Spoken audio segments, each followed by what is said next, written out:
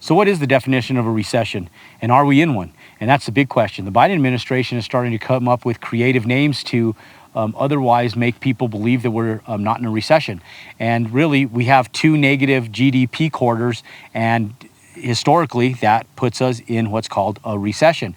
But because the labor market pool is extremely strong right now, they would otherwise argue the fact that we are not in a recessionary market.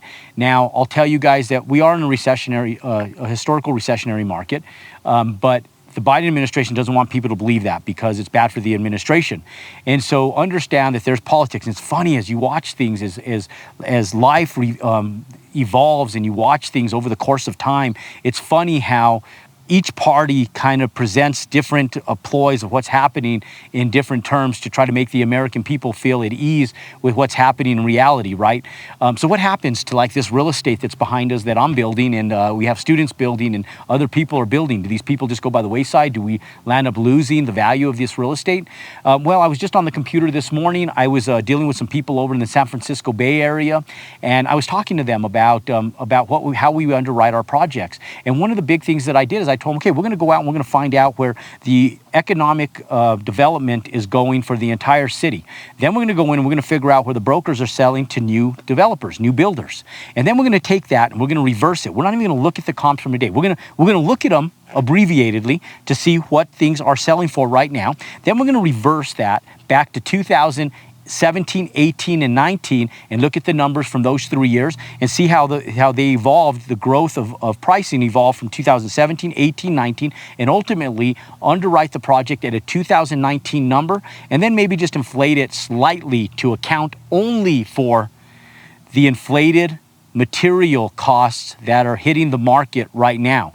Now, a lot of that, as we move into what we call our historic recessionary market, will slowly start to soften. And that's the whole reason we raise interest rates, is to soften inflation. And so understand that as U.S. Americans, we are in a recessionary market. But recessions, if you look back historically, all of them are different. None of them are the same. They're all different.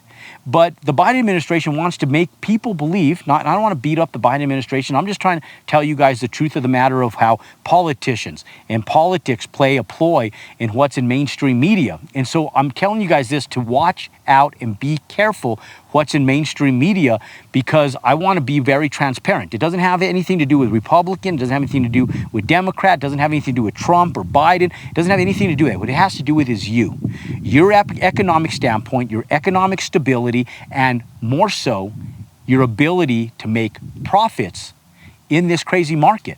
Now, when there's blood in the water, there is always financial opportunity. Now, is there really blood in the water right now? Kind of. There's a little bit of opportunity coming to the door. But we were so stimulated economically, and labor, they're right. It is still really, really good. But how long can we sustain the labor pool that we currently have if, and only if, the GDP stay where they are today? And that's the question. Because if the GDP continues to drop, or if it continues to go down, the need for jobs for distribution, the need for jobs for manufacturing, the needs for jobs for sales, all of that stuff starts to dwindle. And right now, we still have a lot of economic pool and a lot of money in our economy because of all the printing that was done in 2020 during the pandemic. But as some of that stuff evaporates and inflation takes and overrules our economics, then the labor market will slowly start to drop. So right now, the way I see the market is like a sprint. Right now, we're sprinting one direction to try to resolve inflation by increasing interest rates. And the other direction, we're trying to get this done because we're sprinting with labor, and economics are out of control this other way.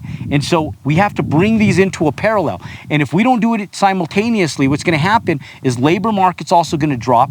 If inflation continues and if interest rates continue to go up, then we have high values, high inflationary stuff, expenses, people out of the market, and now we have issues. Because along with economic distress becomes crime, drugs, and imprisonment, murder, everything that happens on a crime standpoint starts to increase.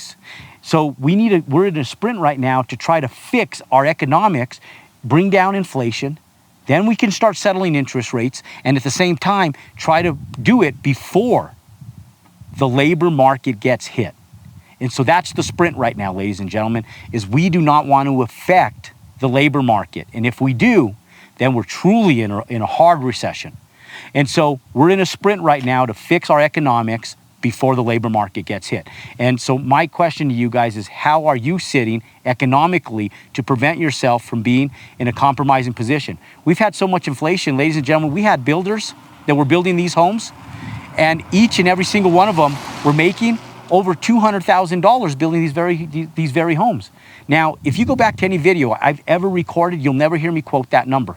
I always sit back and say, I might tell you I'm making that as the general contractor, the real estate person, the developer, and doing everything because I'm wearing multiple hats.